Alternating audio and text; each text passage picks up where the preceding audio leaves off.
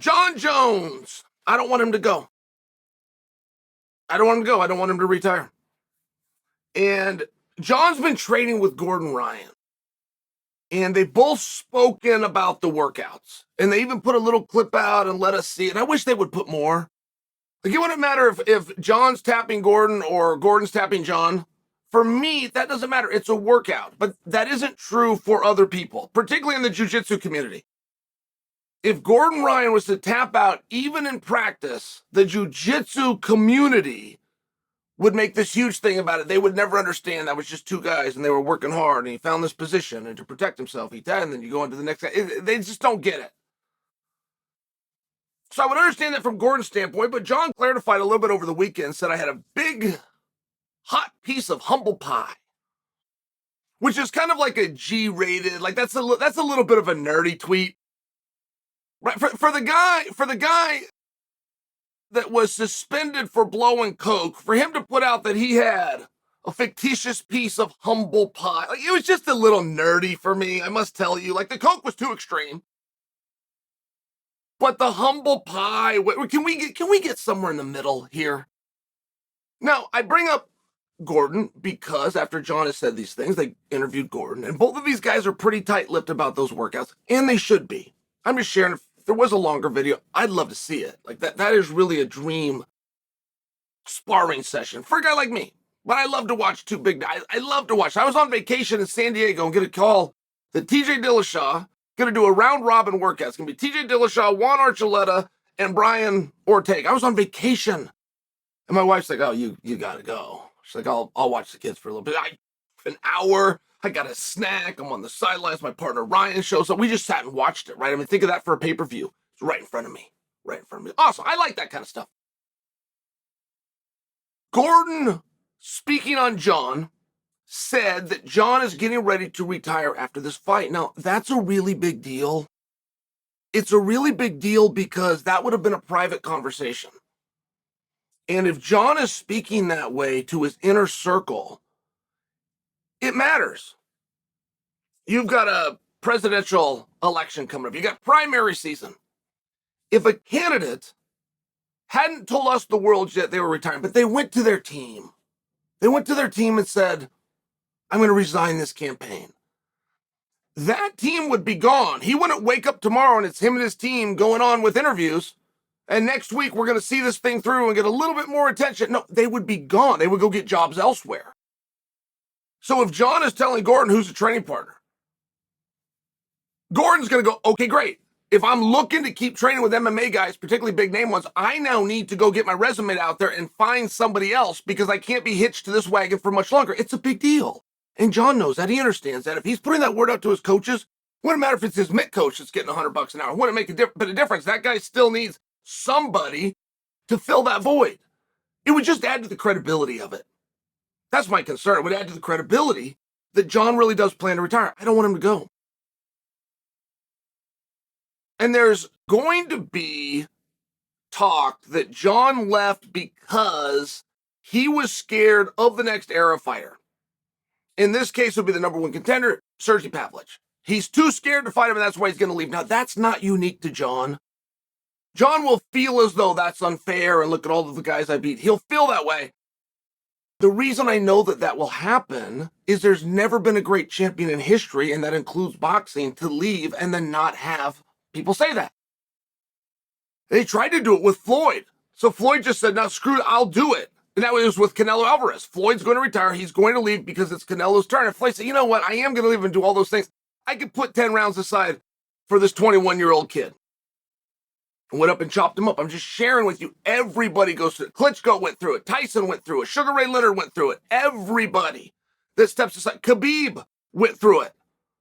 With Charles Oliveira. Hey, you were the same time, you're the same era. You fought everybody except him. And this guy sure looks good. Then they had two common opponents. Dustin Poirier was one of them. Who was the other common opponent? It was Justin Gaethje. And Charles Oliveira beat both of those guys collectively. He stopped them both, so did Khabib, but Charles Oliveira did it in a collective 1 minute and 33 seconds faster. So you start to have some of these things until Islam gets in there and Khabib's in the corner. We find out that Islam supporters, I mean, everybody went through it. That's the only point I'm trying to make. And they will do it to Jon. Here's the problem, guys. I'm all for piling on Jon Jones. I'm all for it. Let's do it. We'll have a great time. But let's do it accurately. And it is inaccurate to say that Jon Jones is unwilling to fight Sergey Pavlich. I'm not positive for the people that are saying that they know Sergey Pavlich is the backup fighter for Miocic versus Jones. Now, even for the people that do know that but say Jon is scared to fight Sergey, that would mean then you don't know how backup fighter works. And I'm not attempting to be condescending, but we got to tell the story accurately. Jon Jones has already agreed to beat Sergey.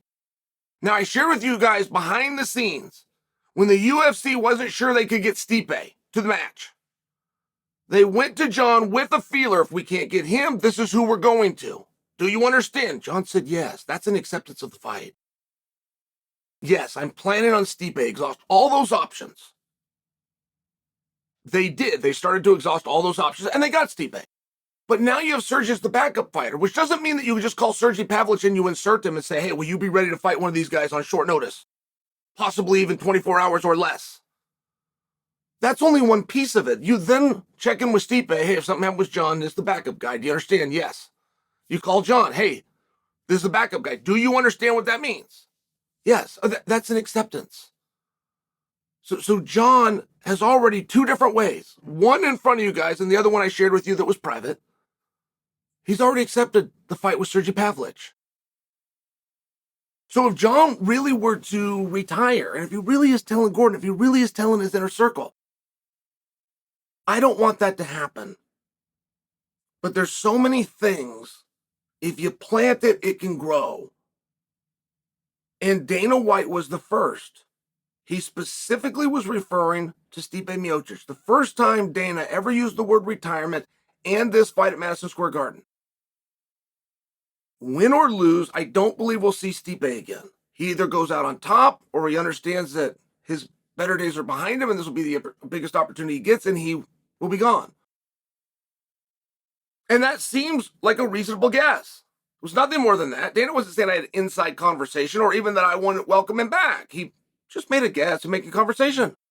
Somewhere, that guess, all of a sudden, like 2 or 3 conversations later, it now encompassed Jon Jones. Now, all of a sudden, the fight was just a retirement fight.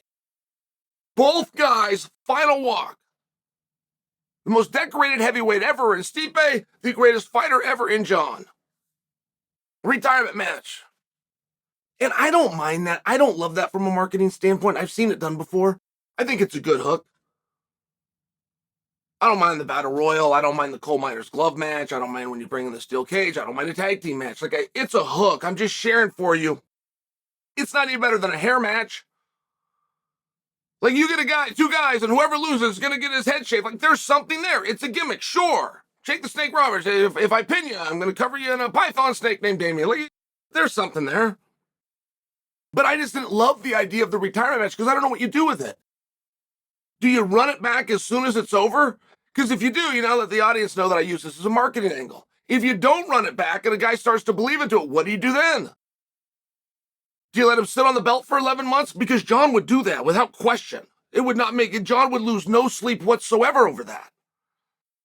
So then you have to look back at the Henry Cejudo example of 246 after the Dominic Cruz fight when he says, I'm done. Dana very calmly told the media, I will not hold Henry to that relinquishment of the belt. I heard him say it, but I won't hold him to it. It was right after a fight. Could have been marketing. He could have been negotiating. He could have been high on adrenaline. What I am going to do, this fight took place in Florida. What I am going to do is I'm going to travel home tomorrow. I'm going to see my family. And get in the office on Monday, get settled back in. On Tuesday morning at 9 a.m., I'm going to go into a matchmakers meeting. I'm going to make the next title fight at that weight class. If Henry lets me know that's him, then I will make it and find him an opponent and he will defend. If he lets me know, no, I did mean those words, I thought of it, I will then find 2 new guys. And I will officially take the belt off Henry. It will officially go into vacant status. And we will officially set up a date to go out and compete for the unified title. It was perfect. There was no games. I just don't believe, and this is Chael talking, but I don't believe at all that Jon ever thought this was going to be a retirement fight, ever planned for it to be a retirement fight, or even the first time he said it was going to be a retirement fight, I don't believe he meant it. I don't think there was any sincerity. I think he saw this as a marketing opportunity. Dana said it, I'm going to jump on, I'm going to piggyback. This is the direction we're going. But I also believe that right now, currently, today, he's forgotten why he ever used that word in the first place. He never used that word had Dana not applied it to Stipe in a previous interview. The word retirement in this fight does not even exist. It's not even out there. And now Jon is apparently telling his inner circle, this is it. You want to collect a paycheck doing this, go find somebody else. Because your final one will be coming in March. I don't think he means it. And whether that started that way and now we're here and he does mean it, however it got there, or even if I have the first part wrong and he was always planning to retire, whatever it is with Jon in retirement, I don't want it to happen. I don't care for Jon Jones. That's true. I do want Jon to keep participating and staying involved in the sport. That's also true.